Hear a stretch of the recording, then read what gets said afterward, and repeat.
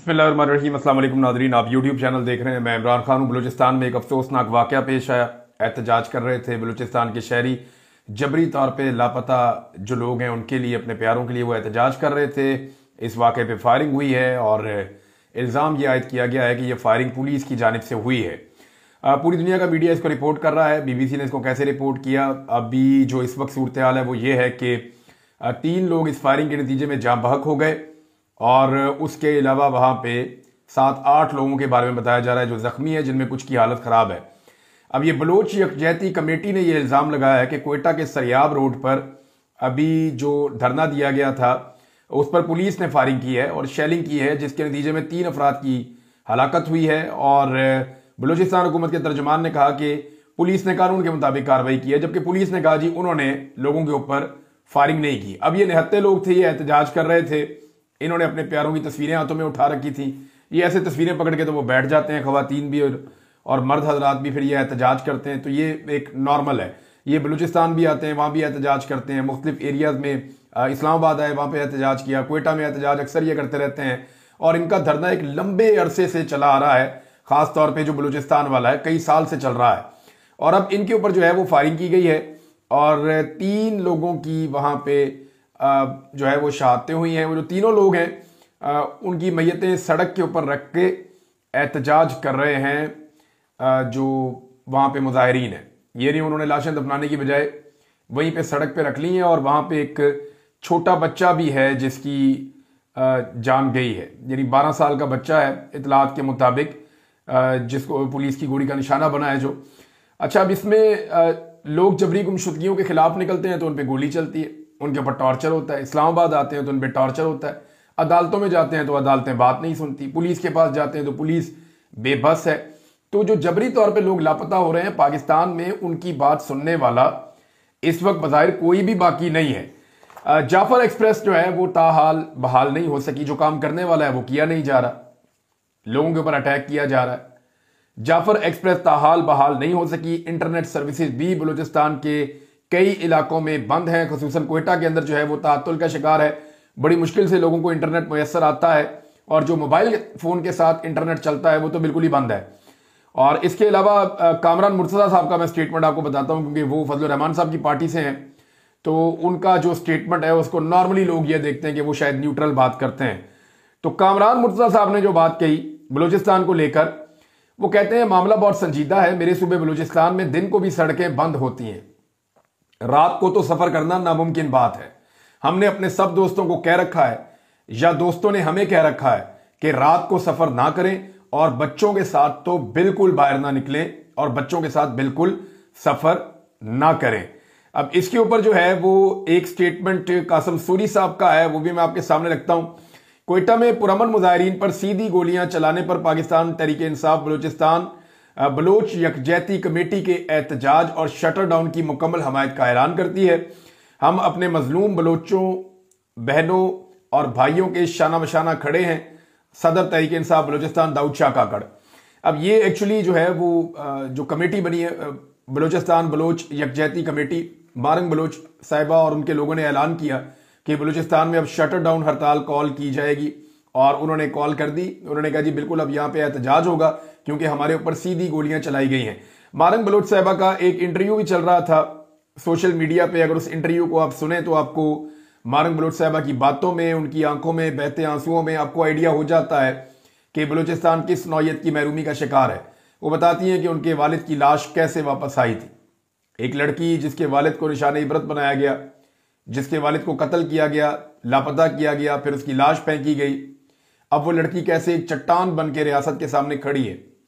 उसने हार मानने की बजाय या घर में बैठने की बजाय उसने अपने जैसे बहुत सारे बच्चों के लिए, बहुत सारे नौजवानों के लिए, या जिनके घर वाले लापता हैं, बहुत सारी खवातीन के लिए उसने आवाज बनना पसंद किया और वो खड़ी होगी जुल्म और फस्तायत के खिलाफ। मारंग बलोच को खरीदने की, उसे कमजोर करने की, उसे ब्लैकमेल करने की, उसे डराने और धमकाने की बेशुमार कोशिशें की गई हैं, लेकिन ये खातून हार नहीं मानी। और आज अमन के नोबेल प्राइज के लिए भी इनका नाम नॉमिनेट किया गया है। हो सकता है उनको मिले, हो सकता है ना मिले, लेकिन ये नॉमिनेशन एक बहुत बड़ा एजाज है अपने अंदर जो मारंग बलोच साहिबा की हुई है। अब नाजरीन एक खबर नवाज शरीफ साहब के हवाले से है, लेकिन इससे पहले कि मैं नवाज शरीफ के हवाले से ये खबर दूं, बलूचिस्तान और नवाज शरीफ के हवाले से ये एक मिक्स खबर है और ये बहुत इंपॉर्टेंट है इस मौके पे, क्योंकि नवाज शरीफ शामिल नहीं हुए थे उस मीटिंग में जो कौमी सलामती कमेटी की मीटिंग हुई थी और इस पर बड़ी बेइज्जती भी हुई है। शानदाना गुलजार साहबा ये क्लेम करती हैं कि अर्दली सरकार की बहुत बेइज्जती हुई है सबकी, और बेइज्जती इस बारे में हुई है कि एक आपकी ड्यूटी लगाई थी कि पीटीआई को लेकर आए इस कौमी सलामती कमेटी की मीटिंग के अंदर, इजलास के अंदर, तो आप पीटीआई को नहीं ला सके। अगर पीटीआई के वो 14 लोग चले जाते और वहां से ऑपरेशन का एलामिया जारी हो जाता तो ये ऑपरेशन पीटीआई के गले में हड्डी बन जाता। पीटीआई जो है हमेशा के लिए इससे फंस जाती। देखिए ना, अब फजल रहमान साहब की पार्टी क्या कह रही है, वो कह रही है जो वहां से मुश्तरका एलामिया जारी किया गया भाई उसमें हमसे पूछा ही नहीं गया। मुश्तरका एलामिया तो ये होता है कि सारे फरीकैन बैठ के ये फैसला करेंगे एलामिया क्या जारी करना है। यहां हुकूमत ने खुद एक एलामिया जारी किया और जारी करके पेल दिया। अब ना उन्होंने फजल रहमान साहब की पार्टी से पूछा और ना उन्होंने पाकिस्तान तहरीक इंसाफ से पूछना था। निसार जट साहब जिन्होंने राणा सनाउल्लाह साहब को शिकस्त दी फैसलाबाद में, ये बड़े जीरक सियासतदान हैं। इन्होंने अब नवाज शरीफ के बारे में एक बड़ी क्लियर बात की। उन्होंने कहा इजलास में ना आना नवाज शरीफ का बीमार होना नहीं है बल्कि राह फरार है। नवाज शरीफ आए, सामने आए और कहें मैं शहबाज शरीफ के तमाम फैसलों में उनके साथ हूं। नवाज शरीफ मरी वाले घर से बाहर नहीं निकलते, मरी का घर उनके लिए अडियाला जेल बना दिया गया है, वो वहां पर कैद हैं और ये इनके भाई शहबाज शरीफ ने बनाया है जो वजीर आजम है। देखें, नवाज शरीफ साहब एक तरफ कहा गया वो बीमार हैं इसलिए नहीं आए, जब दबाव ज्यादा पड़ा ना कि हम पे मुसीबत पड़ी है तो तुम लोग आए ही नहीं, हमने तुम्हें हुकूमत बना के दी, तुम्हें फार्म 47 जाली बना कर दिए, तुम्हें वजीर आजम बनाया, तुम्हें वजीर आला बनाया, तुम्हें जो है वो तुम्हारे केसेस खत्म किए, तुम्हारी इतनी सहूलतकारी की कि तुम्हारा हारा हुआ इलेक्शन तुम्हें जीत कर दिया और अवाम तुमसे नफरत करती है, इसके बावजूद तुम्हें इक्तदार में कुर्सियों पे बिठाया। तो जब हम पे मुश्किल वक्त आया तो तुम आए ही नहीं, वहां पे नाराजगी शो कर दी। अब राणा सनाउल्लाह साहब ने इस पर बड़ी अजीब बात की है। निसार जट साहब के वहां पे हल्के से इलेक्शन लड़ते हैं, तो राणा सनाउल्लाह साहब ने कहा जी मसला ये है कि अगर नवाज शरीफ साहब आ जाते ना तो वजीर आजम शहबाज शरीफ की हैसियत सानवी हो जाती, इसलिए नवाज शरीफ साहब नहीं आए। अंदाजा करें, और जो आदमी यास्मीन राशिद से इलेक्शन हार गया, जो आदमी आज यास्मीन राशिद के मुकाबले में उसका सामना करने को तैयार नहीं है, कैंसर की पेशेंट को जेल में रख के वो खुश है, जिस आदमी के लिए यास्मीन राशिद को आजाद करके वापस गिरफ्तार किया गया कि अगर ये खातून बाहर रही तो नवाज शरीफ कभी भी अपने हल्के से इलेक्शन नहीं जीत सकेगा, वो आदमी वजीर आजम पाकिस्तान की हैसियत को सानवी कर देगा। यानी मुझे तो हैरत होती है, इस तरह तो मोहसिन नकवी नहीं आया तो मोहसिन नकवी भी वजीर आजम की हैसियत को सानवी कर देगा। अब जरा देखें नवाज शरीफ साहब ने कहा क्या। मैं आपको ये कई दिन से कह रहा हूं कि जो बयानिया फौज का है या जो बयानिया हार्ड स्टेट का आर्मी चीफ साहब ने दिया हुआ है, उस बयानिए को नवाज शरीफ साहब ओन नहीं करेंगे। नवाज शरीफ साहब अपना बयानिया दोबारा जिंदा करेंगे, एंटी एस्टेब्लिशमेंट बयानिया। नवाज शरीफ को एक बात समझ आ गई है कि अगर कभी भी पाकिस्तान में वोटें चाहिए या अगर इंतखाब लड़के जीतना है तो पाकिस्तान की एस्टेब्लिशमेंट के खिलाफ खड़े होना पड़ेगा। अगर एस्टेब्लिशमेंट के साथ खड़े होंगे तो लोग वोटें नहीं डालेंगे। हाँ, ये जरूर है कि जूते पॉलिश करने पड़ेंगे, उसके नतीजे में कहीं ना कहीं कोई इक्तदार का हिस्सा टुकड़ा मिल जाएगा और चौथी दफा वजीर आजम बनने की ख्वाहिश कभी पूरी नहीं होगी। अब नवाज शरीफ साहब बयानिया वो अपना रहे हैं जो एंटी एस्टेब्लिशमेंट बयानिया है, और इमरान खान साहब जेल से यही बात बार बार करते हैं। देखिए, ये खानदान की सारी उम्र इमरान खान की नकल करने में गुजर गई। इमरान खान ने हमेशा कहा कि जंग, लड़ाई, ऑपरेशन किसी मसले का हल नहीं है, ये आर्जी सोल्यूशन है। मुस्तकिल हल तभी होता है जब आप बैठते हैं, बैठ के टेबल पे बात करते हैं, कोई सियासी हल निकालते हैं, महरूमियां दूर करते हैं, लोगों की बात सुनते हैं, डायलॉग शुरू करते हैं। तो डायलॉग सबसे इंपॉर्टेंट चीज है। अब जनाब यहां पे मियां नवाज शरीफ साहब ने जो स्टेटमेंट दिया वो ये कहा कि बलूचिस्तान के मसाइल का हल सिर्फ और सिर्फ जमहूरी तरीके से मुमकिन है। वैसे मियां साहब के मुंह से लगभग 3 साल के बाद जो जमहूरी का लफ्ज है ना वो बड़ा अजीब लग रहा है सुनने में, क्योंकि जमहूरियत को जिस तरह इन्होंने नंगा किया है या जमहूरियत की जिस तरह इन्होंने बखिए उधेड़े हैं, धज्जियां उड़ाई हैं, वो मियां साहब का भी अपना ही एक रिकॉर्ड है इसमें। और अब वो जमहूरियत की बात कर रहे हैं, बहरहाल वो कर रहे हैं, अच्छी बात है। नवाज शरीफ साहब से वफाकी वजीर कानून आजम नजीर तारड़ मिले हैं और मोहम्मद रऊफ मिले हैं, मियां मोहम्मद रऊफ, ये सदर सुप्रीम कोर्ट बार एसोसिएशन है। अब इन्होंने कहा जी मियां साहब सियासी जमातों को इकट्ठा करना चाहिए सियासी प्लेटफॉर्म के ऊपर और वहां पे बलूचिस्तान के मसले का हल निकालना चाहिए। तो अब मियां नवाज शरीफ साहब ने यह कहा जी कि बलूचिस्तान की मौजूदा सूरत हाल पर दुख और तशवीश का इजहार, उन्होंने हर मुमकिन इकदाम करने और अमन की बहाली के लिए किरदार अदा करने का ऐलान किया। वो कहते जी मैं बलूचिस्तान भी आऊंगा। लेकिन बलूचिस्तान आने का मतलब सिर्फ कोयटा आना नहीं होता। हमारे लीडर्स का प्रॉब्लम यह है कि ये सिर्फ कोयटा चले जाते हैं, ज्यादा से ज्यादा सिक्योरिटी एरिया बना के गवादर चले जाते हैं। इन्हें तुरबत भी जाना चाहिए, मकरान भी जाना चाहिए, इन्हें जो है वो योब में भी जाना चाहिए, इन्हें जो है वो बारखान में भी जाना चाहिए, डेरा बुक्टी में भी जाना चाहिए, कोलू में भी जाना चाहिए, बाकी जाफराबाद में भी जाना चाहिए, सिब्बी में भी जाना चाहिए, कल्लात में भी जाना चाहिए, जियारत में भी, हर जगह पे इनको जाना चाहिए पाकिस्तान के सियासतदानों को, ताकि बलूचिस्तान की ओनरशिप हो, बलूचिस्तान और पाकिस्तान जुड़े। ये सिर्फ कोयटा में जाके अपनी जो है वो गोंगलों से मट्टी नॉर्मली झाड़ देते हैं। किसी की भी हुकूमत होती है सब यही करते हैं। ये सिर्फ नवाज शरीफ की मैं बात नहीं कर रहा। अब नवाज शरीफ ने बलूचिस्तान के मसाइल के हल के लिए वफाकी हुकूमत की कोशिशों की हमायत का आदा किया और साथ उन्होंने ये कहा कि पुरअमन, खुशहाली और तरक्की याफ्ता बलूचिस्तान और मुल्क की बेहतरी के लिए मुस्तकबिल में मुशावरत जारी रखने का अज़म। अच्छा, नवाज शरीफ साहब ने जो बेसिक जुमला है उनका जो इसमें से निकला है वो ये है कि बलूचिस्तान के मसाइल का हल सिर्फ और सिर्फ जमहूरी तरीके से मुमकिन है। तो मियां साहब, पंजाब के मसाइल का हल भी जमहूरियत के अंदर है, इसी तरह इस्लामाबाद के मसाइल का हल भी जमहूरियत के अंदर है। क्या यह जमहूरियत है कि आप जाली मैंडेट के साथ आकर बैठ गए हैं? क्या यह जमहूरियत है कि आपने शब खून मारा है और अब जो है वो आप टिकटॉक्स बनाने में मसरूफ हैं? कभी आप तंदूर के ऊपर होते हैं, कभी आपसे जो है वो इमारतें सीधी करवाई जाती हैं, कभी आपको लोक विरसे के अंदर घुसा दिया। मियां साहब, क्या हो रहा है आपके साथ? आप 3 दफा वजीर आजम रहे हैं, 4थी मरतबा वजीर आजम बनने आए थे, लेकिन आपको इन्होंने क्या बना के रख दिया है? अजीबोगरीब आपके साथ इन्होंने हरकतें की हैं, आपकी इज्जत को मट्टी में मिला दिया है इन्होंने। और ये आपके अपनी फैमिली मेंबर इसके अंदर शामिल है मियां साहब। यानी अपने इक्तदार और अपने लोशों के लिए, अपने मजों के लिए उन्होंने आपकी क्या हालत बना दी है। आज आप जमहूरियत की बात करते हैं, कौम को यकीन ही नहीं आता। आप कैसे बलूचिस्तान की बात कर सकते हैं जबकि आपने पंजाब के अंदर बलूचिस्तान जैसे हालात पैदा कर दिए। अब मैं ये खबर आपके सामने रखता हूं, ये देखें नाज़रीन, लगातार लोग जो हैं वो पाकिस्तान में जबरी तौर पे लापता हो रहे हैं। मैं आपको ये बताता हूं कि मजीद बंदे जबरी तौर पे लापता हुए हैं। पुलिस ना तो FIR दर्ज करती है और ना ही अदालत केस सुनती है, क्योंकि अदालत के अंदर अब ऐसे नए जज साहिबान लाके इंडक्ट किए गए हैं और नए जजेस के पास ही जबरी तौर पे लापता अफराद के केस लगाए जाते हैं। और SHO अहमद नूरानी साहब के भाइयों के केस में अदालत में डिटाई के साथ खड़े होकर यह कह देता है कि मैं अभी मामला देख रहा हूं। उनके जबरी तौर पे लापता होने को 3 दिन हो चुके हैं, जब SHO पेश हुआ 4था दिन है। और SHO ने अदालत में यह नहीं बताया कि मैंने FIR अब तक क्यों दर्ज नहीं की, ना अदालत उसे पूछ सकी। उसने कहा जी मैं देख रहा हूं मामला, पीर को बताऊंगा। अब वो चाहे एतवार को जाके FIR दर्ज करे और तब तक दबाव डाल के हो सकता है कि रिहा कर दिया जाए जो जबरी तौर पे लापता किया गया है अहमद नूरानी साहब के भाइयों को।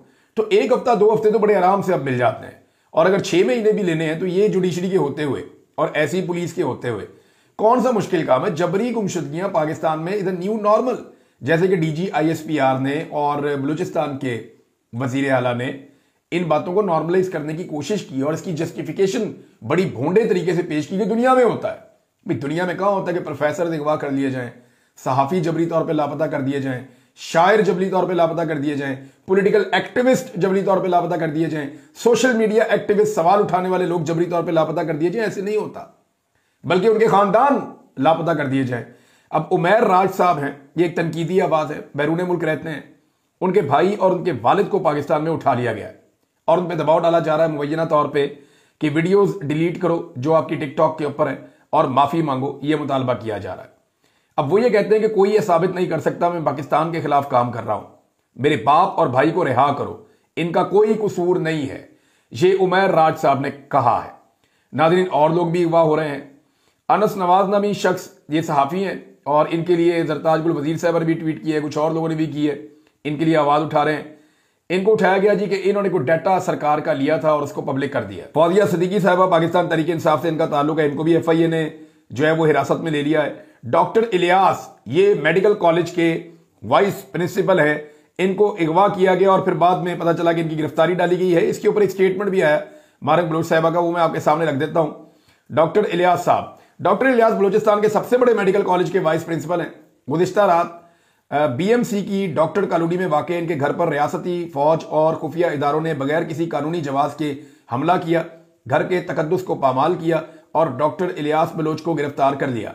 आज रियासती हुक्मरान न सिर्फ इस मुअज्जिज उस्ताद और डॉक्टर की गिरफ्तारी की तस्दीक कर रहे हैं बल्कि इस पर रियासत दुश्मनी का इल्जाम भी आयद कर रहे हैं।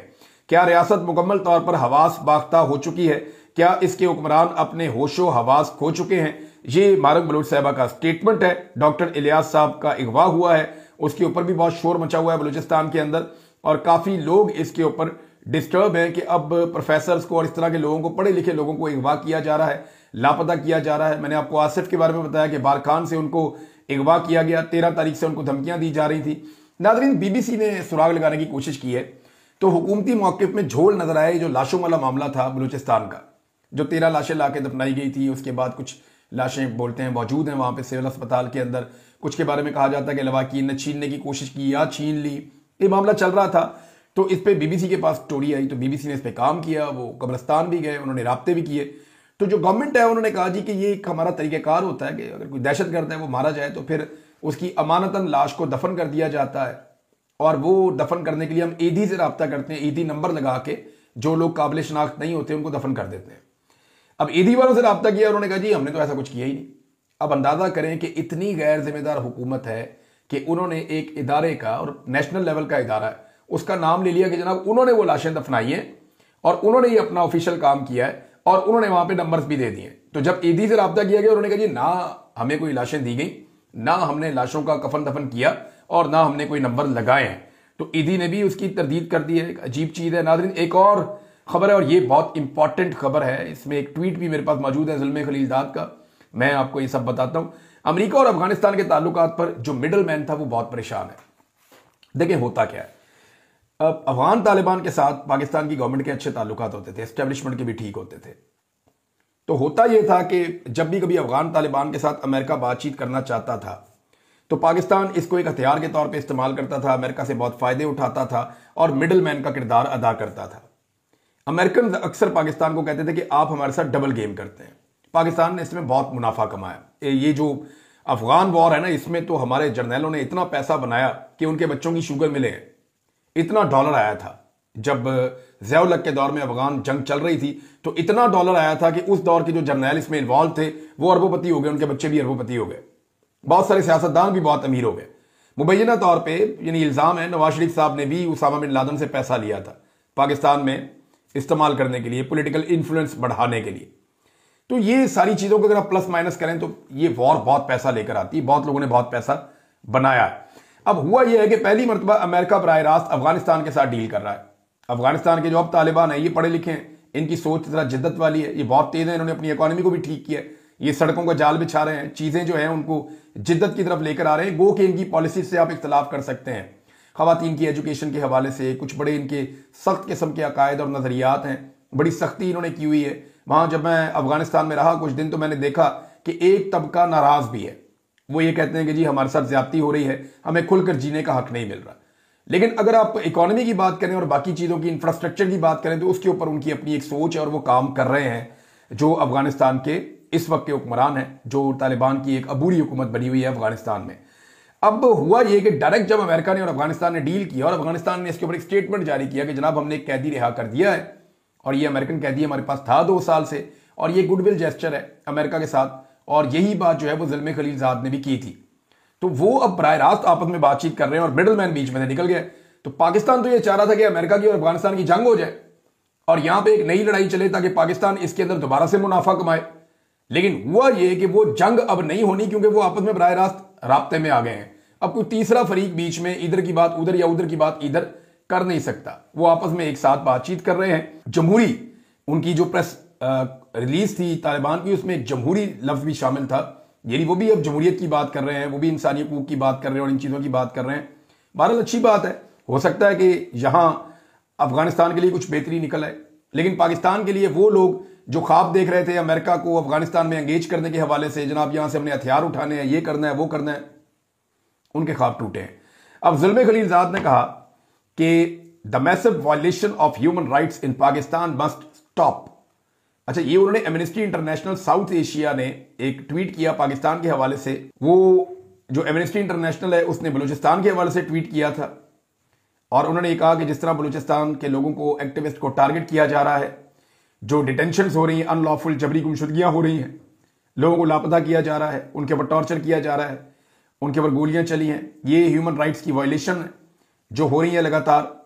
और साथ उन्होंने वाकये का जिक्र भी किया और फिर उन्होंने उसकी मजम्मत भी की। अब इस पे जो है वो ज़ुल्म खलीलज़ाद ने एमनेस्टी इंटरनेशनल को कोट करते हुए लिखा कि the massive violation of human rights in Pakistan must stop, Imran Khan must be feed, Pakistanis deserve better.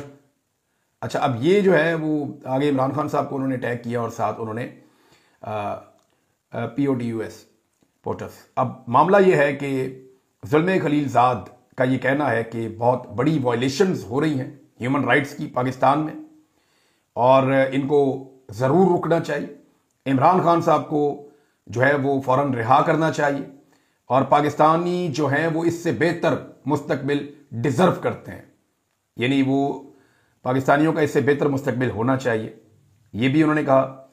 तो अब नाज़रीन एक और ख़बर है, जाते जाते मैं आपको बता दूं कि पाकिस्तान पीपल्स पार्टी ने जो है वो ऐलान कर दिया है कि वो 6 नहरों के मामले पे एहतजाज करेंगे। किसके खिलाफ? वफाकी हुकूमत के खिलाफ।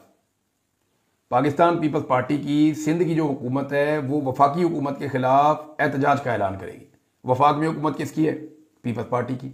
और सिंध में हुकूमत किसकी है? पीपल्स पार्टी की। तो सिंध की पीपल्स पार्टी वफाक की पीपल्स पार्टी के खिलाफ एहतजाज करेगी। मैं सबूत आपको दिखा चुका हूं, ये आप फिर देख लें।